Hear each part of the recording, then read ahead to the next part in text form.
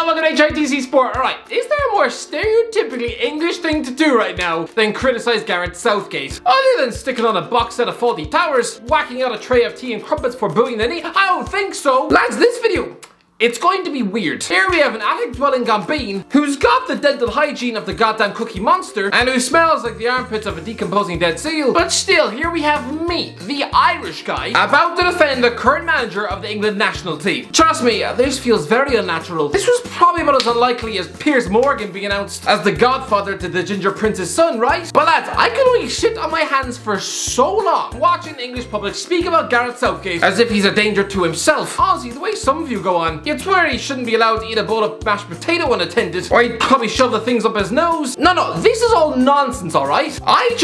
I have to defend the guy, and not in the way Deji defends his dignity in a boxing ring. No, I'm gonna do this properly. Listen, I get it. On the superficial level, you want an inspired leader, someone who looks like a warrior leading out your country at an international tournament. But it's not Gareth's fault he doesn't look like Sean Bean and has the muscle tone of a packet of Monster Munch. Listen, I get it, okay? Yes, he does look like that high school science teacher who used to get bullied in the staff room. You know, the type of wet noodle who spent his lunch break playing Scrabble in the corner and who had the authority of an empty lunchbox. I know, you're not gonna witness some sort of incredible growth and arc like Walter White. Now, I'm pretty sure Gareth's idea of Breaking Bad is probably laughing at an episode of South Park. I mean, yes, don't get me wrong. That World Cup waistcoat made him look like someone who failed an audition for Peaky Blinders. I'm sorry, but anyone who wears a waistcoat on a hot summer's day, it kinda just confirms to the world that you're probably physically unable to consummate your marriage. The paper's going wild right now because he's since ditched that for a polka dot tie and a jacket from Marks and Spencer's. As if this was somehow news. Who cares what he buys from M&S? Unless he's wearing Colin the Caterpillar as a hat. I don't really care. And neither should you. You'd let the guy turn up in a Borat Mankini if he managed to win you the tournament. Although again, that would be about as appealing as seeing a horse take a dump on your doormat. But listen, ever since his appointment, nobody wanted Gareth Southgate. He was never given a fair crack of the whip. Imagine for you when you took over a new job at a new company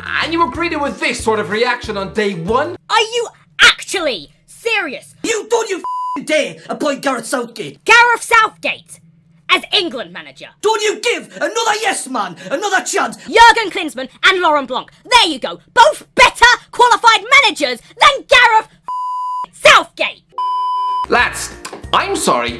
What were you expecting? Why exactly are you trying to pretend that this is one of the most sought after positions in football? No, wake up. Nobody wants the England job. Are we forgetting before Southgate, 3 of the last 4 England managers were Steve McLaren, Roy Hodgson and Sam Allardyce. Some of you are clamoring for Antonio Conte right now. Lads, Fabio Capello aside, for the last 15 years, the FA have only been able to entice managers from Middlesbrough, West Brom and Sunderland. You shop in the same market for managers as Newcastle United and Crystal Palace. Capello was a coup, yes. But are we forgetting, when Southgate was appointed in 2016, the favourites for the job at the time were Alan Pardew and Eddie Howe from Crystal Palace and Bournemouth. Lads, don't forget, the FA actually interviewed Steve Bruce. Is that what you prefer? Football's answer to Mrs. Doubtfire. Someone who looks like a cross between Louis Walsh and your gran. Someone who'd have probably capped his son. A guy who once brought Paul McShane to an FA Cup final. Which obviously is like choosing to go swimming with a bowling ball tied to your foot. If it wasn't Southgate in charge, you could very well have had Alan Pardew lead out your country at a World Cup. And I'm pretty sure you'd rather have knelt down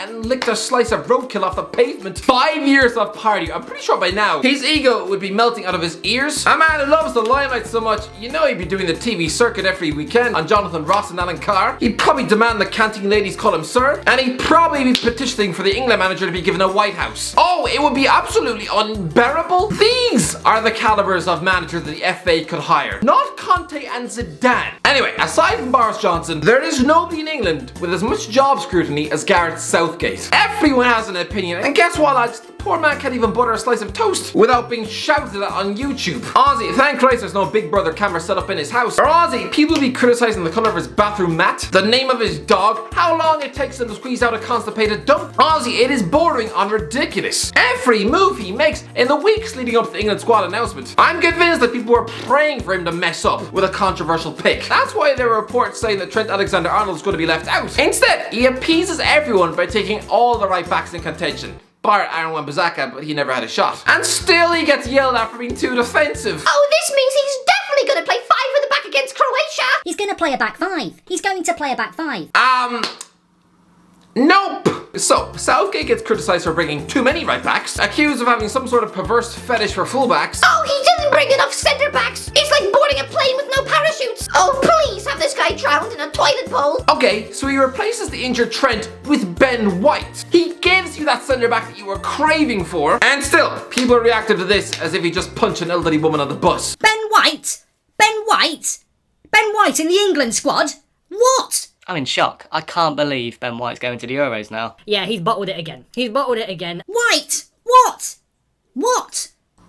Ben White is a very good ball-playing centre-back. What's the issue? Does nobody watch the Premier League? Like, what is the problem? Are we forgetting great managers like Capello have actually started the likes of Matthew Upson in World Cup knockout game? I mean, come on. You're all acting like Southgate just whipped down his local power league and picked the fattest 40-year-old plumber who sweats through his mouth that he could find. Again, no, White is a top centre-back. Would you rather he have chosen Eric Dyer? I mean, if he had, I'm convinced you'd have probably pulled out every one of your teeth in frustration. Although, the Chelsea fans had their say. Where's Tomori? No, Tomori is just ridiculous. Cody and White get in over cons and Tomori, lol. Tomori's been robbed with a joke. No Tomori, How Tomori hasn't been picked as a joke?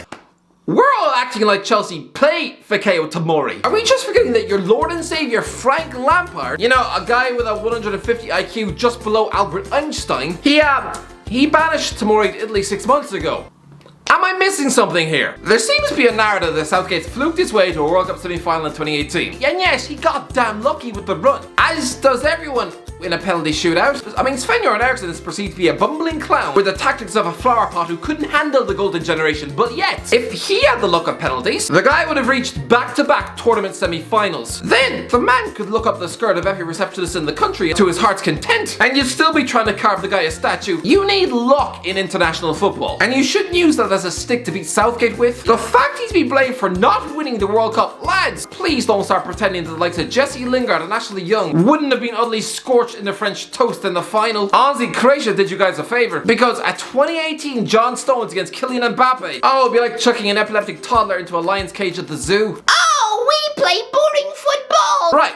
Here's just a few results since the 2018 World Cup. A 3-2 Nations League win against Spain, a 5-0 win over the Czech Republic, a 5-1 battering of Montenegro, a 4-0 stuffing of Bulgaria, a crazy 5-3 win over Kosovo, a 6-0 win in Bulgaria, 7-0 home win over Montenegro, a 4-0 away win in Kosovo. Oh yeah, and you utterly thumped Iceland 4-0 at home. And I know what you're saying. Oh, it's only Iceland. Yeah. Try telling that to Roy Hodgson. Yeah, I know there's been pretty stale and drab 3 1-0 wins in a row this month, but Christ above, cut the man some slack, at least they were wins. Yes, alright, his CV was absolutely pudding. And yeah, you had a right to be worried in 2016. A guy who hadn't managed the senior men's team in 7 years after getting sacked for being relegated at Middlesbrough. And yes, he utterly flopped with the England under-21s in 2015. You were right to be skeptical, but he's done well, treating every decision with utter disdain. I mean, when he put Kieran Trippier at left back against Croatia, you acted as if he just wiped his knob on your car. You still won the match. Listen, don't get me wrong, it hasn't been nothing but a barrage of criticism from the likes of Bob from Swindon. It hasn't been 5 years of nothing but abuse as he walks down the streets. No, he's had his plaudits too, so don't feel too sorry for him. I mean, half the country was queuing up to lick his feature in the 2018 World Cup, and he managed to win the BBC Personality of the Year Coach Award. Listen, I know I'm supposed to be defending him here, but Personality of the Year Awards. I'm sorry, but have you listened to a post-match interview? You'd find more charisma on the back of a widow's box. He was also given an OBE for services to football. An OBE services to football. An OBE for missing a penalty at Euro 96, winning 2 League Cups, getting Middlesbrough relegated, and finishing 4th at the World Cup.